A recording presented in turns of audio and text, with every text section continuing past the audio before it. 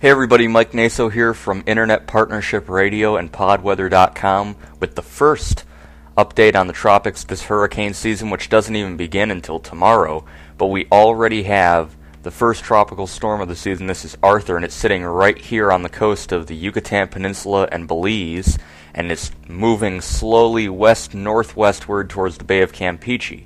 This developed from Alma, which almost became a hurricane as it hit Nicaragua, and the remnant dissipated, but the area disturbed weather moved into the Caribbean, and thus we have Tropical Storm Arthur.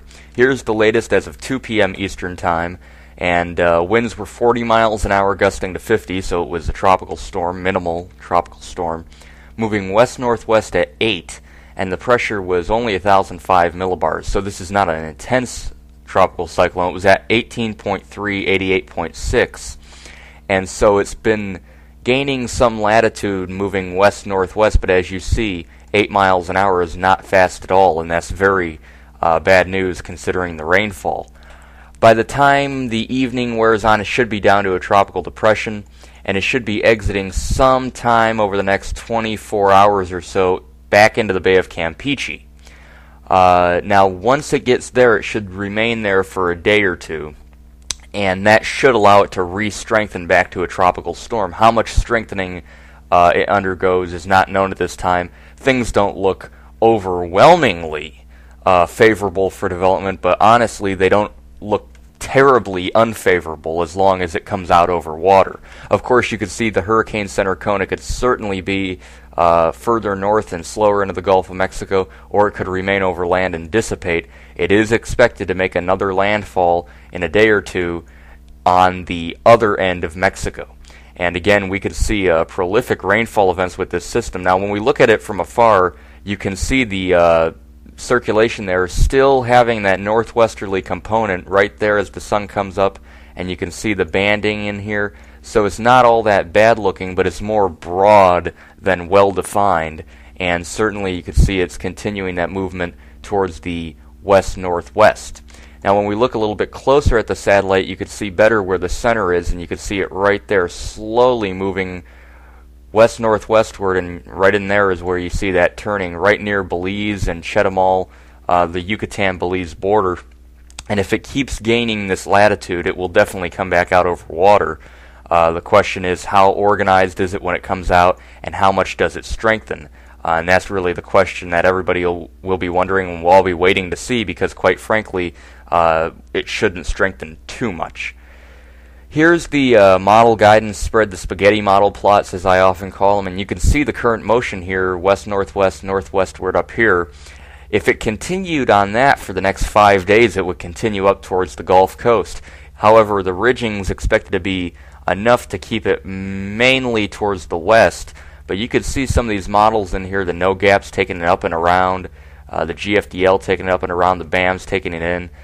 So this is a little bit erratic, it might be, as it moves in towards the Bay of Campeche. Now you can see the GFS currently has our system where it is, so it's initialized it properly, and in about 60 hours brings it inland here in the Bay of Campeche.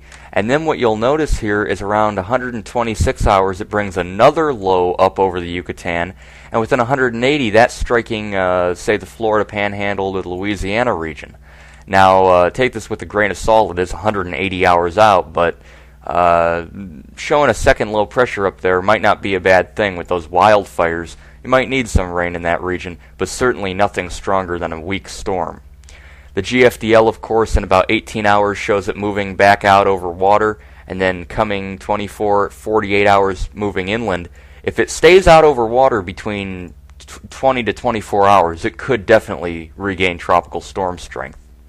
You can see the upper level pattern is actually pretty darn good. It has an anticyclone over the Yucatan, and so that's really helping keep it under more favorable wind shear. This time of year you typically see very, very nasty wind shear. Remember Barry about a year ago was coming up and it had 50 knots of shear. If Barry were out there today, it would probably only have 20 to 30 knots. So a little bit interesting there. And you can see the tendencies in the Bay of Campeche are rather low. So as long as it comes over water, it could strengthen briefly. Here's an interesting little graph that I looked at 3 years ago during the start of the 2005 season, and it shows you where climatology shows where the average wind shear is for this point in time and where it currently is with the blue line, and you can currently see it is slightly below average in the Atlantic, and we saw that in 2005, and you can see so far this year it has been way below average. So that's a nasty sign for potential development, not only going through June, July, but certainly into August and September when things will get cooking. As for water temperatures, Arthur doesn't have any problems. It's over warm water. The Yucatan's going to keep it in check, but certainly all around it's going to have hot water. And then as it moves out, the waters are very, very hot right here where the system will be. So strengthening could occur if it moves back out over water, which it looks like it will do. So in the final analysis, Arthur is really the only game in town, and we should continue to see it push inland, and it's currently right here. It should move out and then back towards the west into land, whether it's further north or whether it stays over land further south. Don't know, somewhere in here. Prolific rainfall event potentially with that slow movement on the Yucatan. I'm Mike Naso from IPR. I'll be back tomorrow with an update, taking a look back at the 07 season, what the future may hold for the 08 season, as well as the latest on Arthur as he kicks up one day before the start of the Atlantic hurricane season.